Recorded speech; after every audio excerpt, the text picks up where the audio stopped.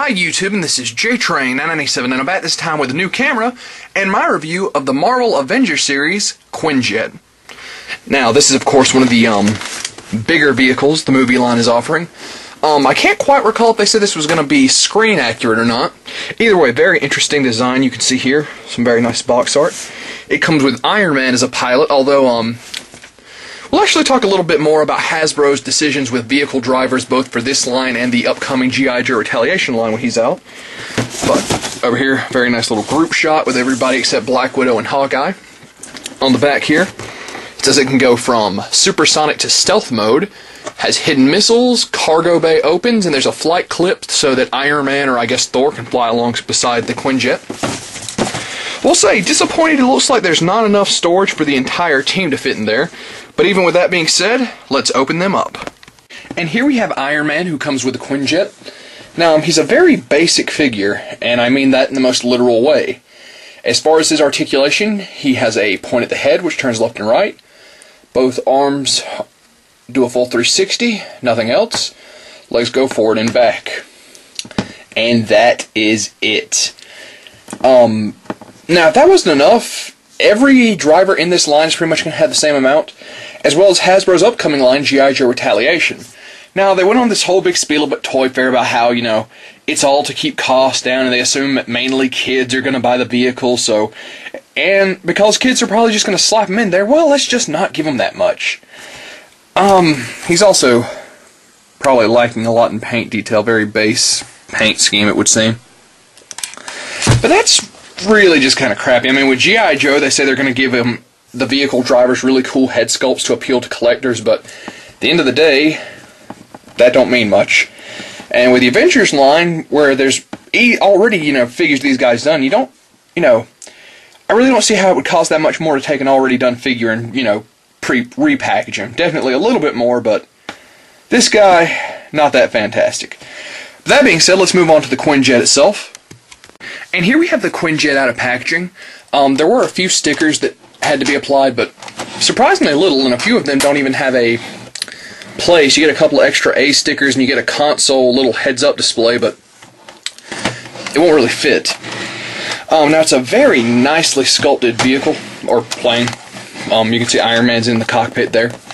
However, I was really disappointed to see that at max, well, counting this little flying base over here, which we'll get onto in a second, and the cargo bay back here, which is meant to hold only one figure, you're going to fit about 3 guys in here. So while I can't imagine the Hulk being on here, kind of disappointing you can't have the whole team. Now, there are foot pegs kind of scattered on top, so you can have them posed on the Quinjet, but not in it.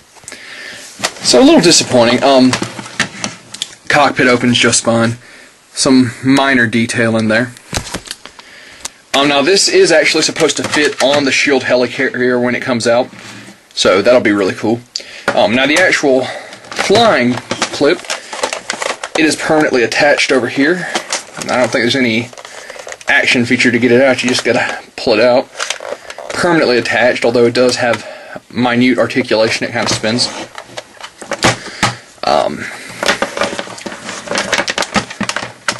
Yeah, so really base concept, but you know, it's actually kind of neat.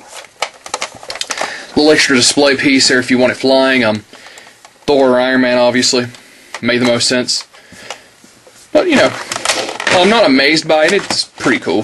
Would have been nice if it was detachable and we had like multiple ports around the plane where we could swap it out, where we could have both Thor and Iron Man, but beggars can't be choosers. Now, as far as both modes, this is its stealth mode, I get. No, this is its regular mode. I think stealth mode is its attack one. I could be wrong on that. Either way, they're both very, very similar. Landing gears, very flat silver, although I guess you aren't going to be doing a whole lot of looking at them. Do not have wheels, well, at least not rolling ones. They just have painted on images of wheels. Wings fold up on the side here. And then you take this back portion, slide it back, and there it is in assault mode. When you push the tail forward to close it back up, actually I've got it by the wings here. I can quite get a hold of it now. It does it 5 times in a row when I'm not doing the video. The second I make the video, it starts messing up again. That's what it is. This little panel didn't slide back right. There we go. So, not a huge difference. Kind of neat how the wings do that. These little circular discs don't spin. But you know, it's interesting enough. This is actually on a pivot. There's a button for either missile, which is nice.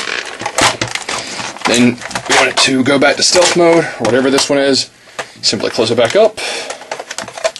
Pull these little landing gears down.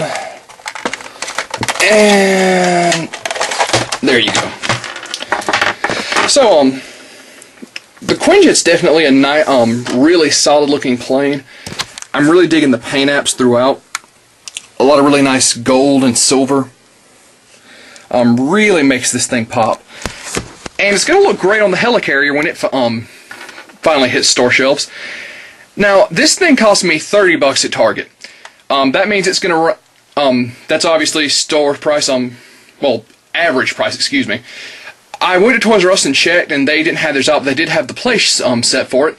They're charging $10 more at $40. Now, even at $30, that seems a little bit steep. $30 is, I think, a fair price, but just barely. I would not pay $40 for it. And this driver, I mean, this Iron Man will probably get stuck in the flying clip, maybe, but as seeing as it's going to end up on the helicarrier, he's probably going to end up in the back of a display. However, this is very nice. Very disappointed it couldn't hold the whole team. That's really my only big complaint about it. And that being said, this is JTrain997, and I'll see you soon, YouTube.